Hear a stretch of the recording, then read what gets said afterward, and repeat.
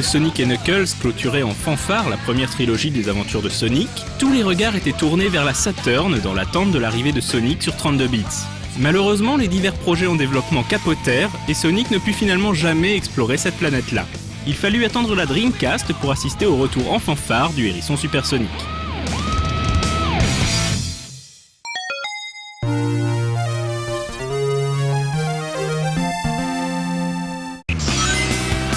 S'étant consacré au développement de Nights into Dreams durant l'ère Saturn, Nakayuji est séduit par les possibilités offertes par la Dreamcast et décide de commencer le développement d'un nouveau Sonic, nouvelle génération.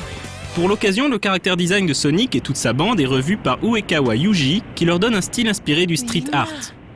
Conçu en 1 an et demi par une équipe de 30 personnes, Sonic Adventure sort en 1998 et sera l'une des killer apps de la 128 bits de Sega. Il faut dire que le jeu impressionnait.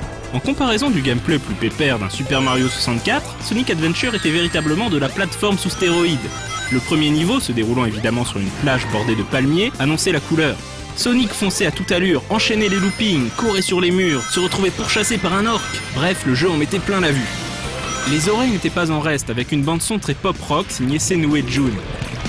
Pour survivre dans cet univers en 3 dimensions, Sonic possédait désormais une attaque téléguidée, qui marque l'une des différences les plus emblématiques entre le Sonic classique et le Sonic moderne. Mais le jeu changeait également la formule habituelle des jeux Sonic en entrecoupant les niveaux d'action par des phases d'aventure où Sonic devait explorer divers environnements et faire la causette à différents personnages afin de pouvoir progresser.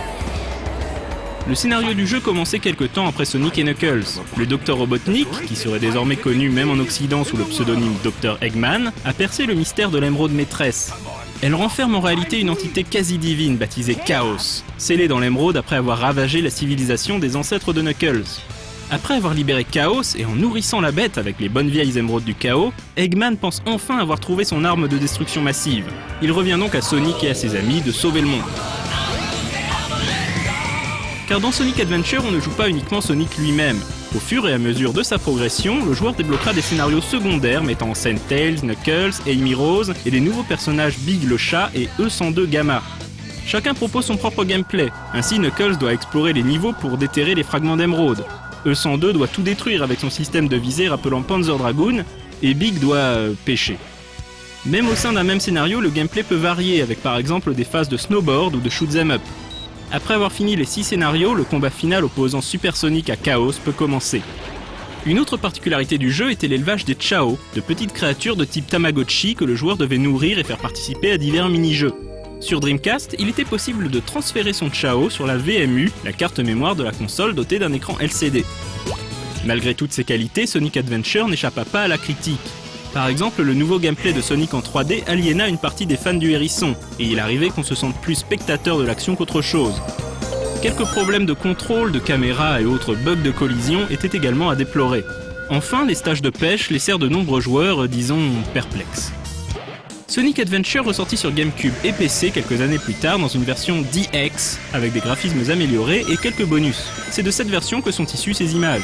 On notera pour finir la présence d'un niveau se déroulant dans un casino où l'on peut trouver un Flipper Knights, dans lequel il est possible de croiser l'arlequin volant de Nakayuji.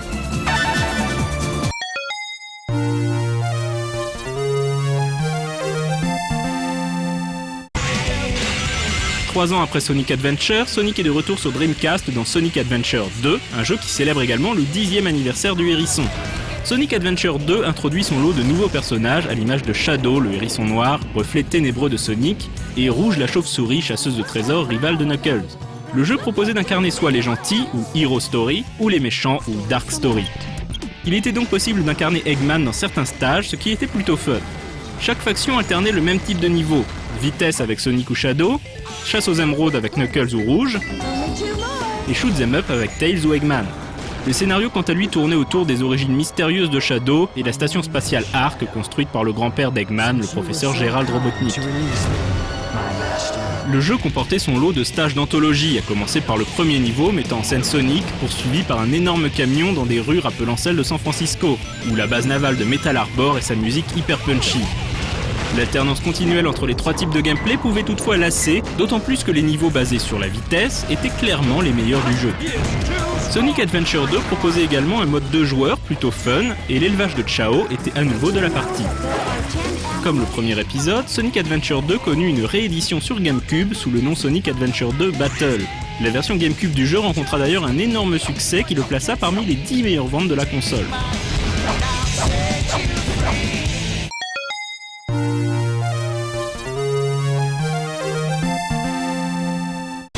Sonic Heroes marque la fin d'une ère puisqu'il s'agit du premier jeu Sonic qui ne soit pas développé en premier lieu pour une console Sega.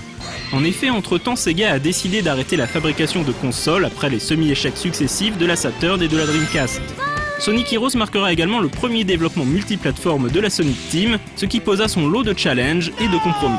L'originalité de Sonic Heroes, c'est que le joueur contrôle non pas un mais 3 personnages simultanément. Un personnage rapide, un personnage volant et un personnage fort. Par exemple, Sonic, Tails et Knuckles. Pour triompher des niveaux, il devra switcher entre les 3 personnages au gré des situations. Le jeu propose également 4 groupes de personnages. Outre la Team Sonic, mentionnée plus tôt, le joueur pourra incarner la Team Dark avec Shadow Rouge et le robot E123 Omega, la Team Rose, constituée d'Amy, Cream et Big, et la Team Chaotix d'Espio, Charmy Bee et Vector, qui font leur grand retour 8 ans après leurs aventures sur Mega Drive 32X. Dirigé par Iizuka Takashi, Sonic Heroes tente de renouer avec l'ambiance des épisodes Mega Drive de la franchise, proposant une atmosphère bon enfant et des niveaux colorés fidèles à la tradition Sonic, avec le bord de mer ensoleillé, la ville technologique, le casino, la forteresse volante de Robotnik et ainsi de suite. On notera également le retour des stages bonus dans lesquels le joueur devra collecter les émeraudes du chaos en vue du combat final contre Metal Sonic, le grand méchant de cet épisode. Pas inoubliable mais très sympa et sans gros défauts rédhibitoires en dehors des problèmes de caméra et de collision dont souffraient déjà les 2 Adventure, Sonic Heroes sera le dernier grand succès de la franchise Sonic sur console de salon, avant une série d'épisodes controversés qui recevront un accueil plus mitigé. Il faudra attendre Sonic Colors et Sonic Generations pour assister à un retour triomphant du hérisson bleu.